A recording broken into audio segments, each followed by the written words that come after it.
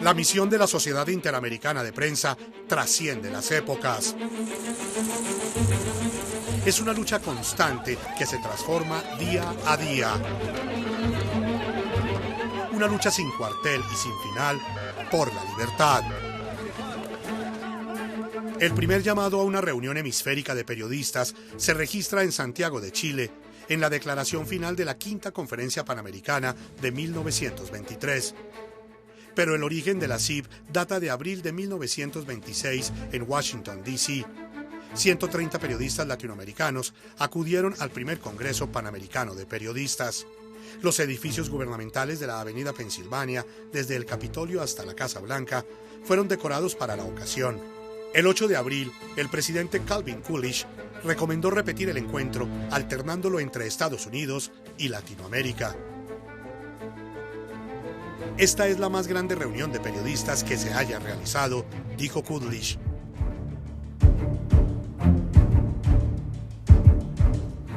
Su optimismo demoró en rendir frutos. Estados Unidos se sumió en la Gran Depresión y no hubo otro Congreso de Periodistas hasta 1942 en Ciudad de México. A esta se le considera la primera reunión anual de la CIP. Se repitió al año siguiente en La Habana, Cuba.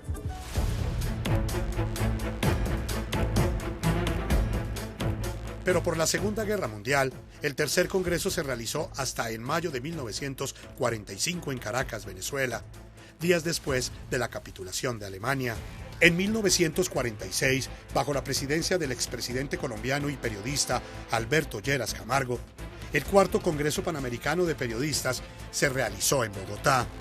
En 1948, Lleras Camargo asumió como primer secretario general de la Organización de Estados Americanos, OEA, y dejó el camino abierto para que al año siguiente Carlos Mantilla, editor de El Comercio de Quito, Ecuador, se convirtiera en el primer presidente de la CIP.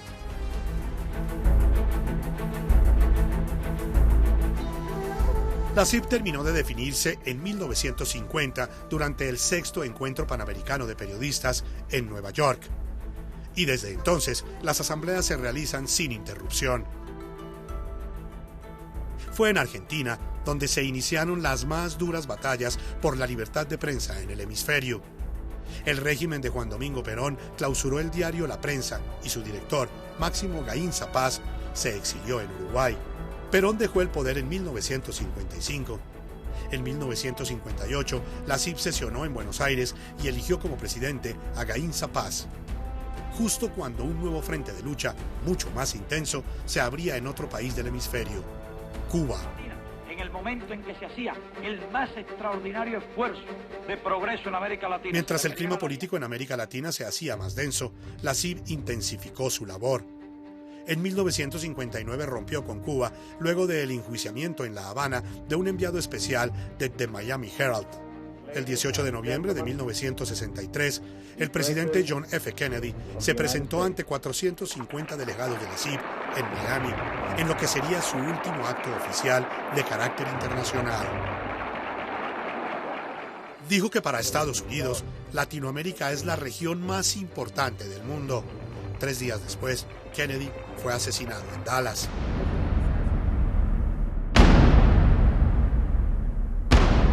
La década de los años 60 finalizó con turbulencia política y avances tecnológicos. El prestigio de la CIP se extendía, creó conciencia e inspiró a periodistas sobre los peligros contra la libertad de expresión.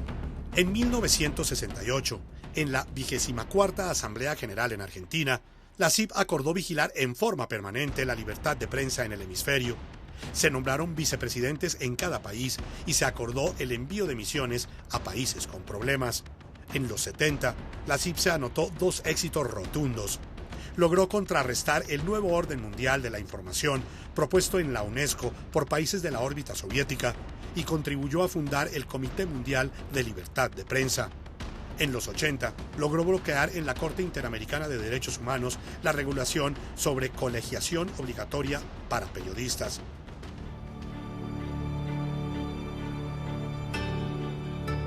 Pero estas victorias palidecían ante el derramamiento de sangre de periodistas a manos del crimen organizado, guerrillas, paramilitares, corrupción gubernamental, flagelo que todavía hoy siguen enlutando al continente. En marzo de 1994, la CIP convocó a periodistas, intelectuales y líderes sociales al castillo de Chapultepec, en México. Dio vida a la Declaración de Chapultepec, documento universal sobre la libertad de expresión, derecho humano al que la CIP considera como el más sagrado después del derecho a la vida.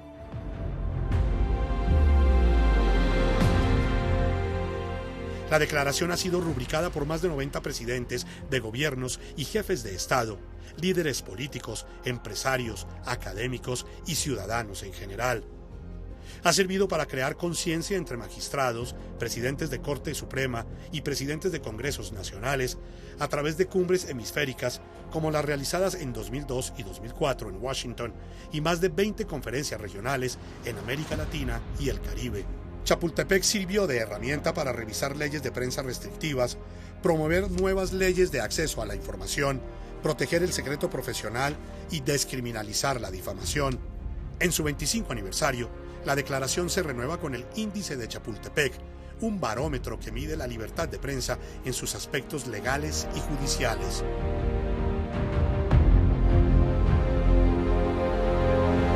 En el sistema interamericano, la CIP promovió la Relatoría Especial de Libertad de Expresión y presentó 30 casos de periodistas asesinados ante la Comisión Interamericana de Derechos Humanos. El mayor fruto de esa labor se logró en 2018, cuando la Corte Interamericana falló a favor de Nelson Carvajal, periodista asesinado en Colombia en 1988.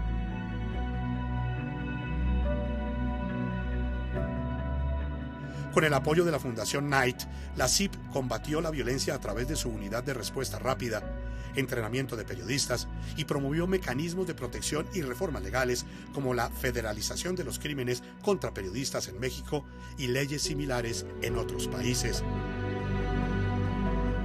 Inspirada en Chapultepec y ante los desafíos de la era del Internet, en 2018, en la ciudad argentina de Salta, la CIP adoptó la Declaración de Salta sobre principios de libertad de expresión en la era digital. El documento se enfoca en los derechos y responsabilidades de gobiernos, medios de comunicación, intermediarios tecnológicos y ciudadanos.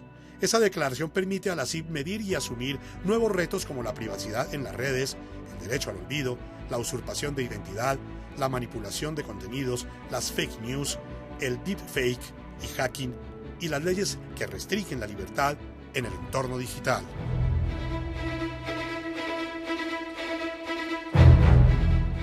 Por más de 200 años, la industria periodística ha sido ejemplo de adaptación ante los cambios tecnológicos. Pero la revolución digital, aunque abundante en oportunidades, sumada a las crisis económicas cíclicas, vienen sacudiendo y debilitando los modelos de negocio tradicionales de la industria. La CIP siempre consideró que la pluralidad de medios, su fortaleza financiera, la profesionalización de su personal y la calidad de los contenidos son clave para la libertad de prensa, la independencia informativa y la democracia. Sigue apostando a ellos. Objetivos que se renuevan para el Instituto de Prensa que, desde 1950, viene entrenando a periodistas y ejecutivos, otorgando becas y premios a la excelencia o acreditando universidades para que contribuyan mejor a la formación de futuros profesionales de la información.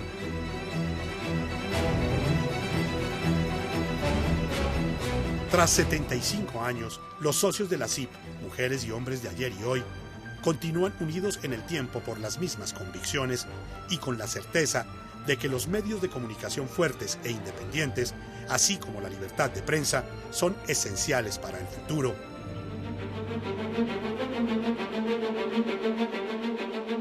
La misión de la Sociedad Interamericana de Prensa trasciende las épocas. Es una lucha sin cuartel y sin final por la libertad.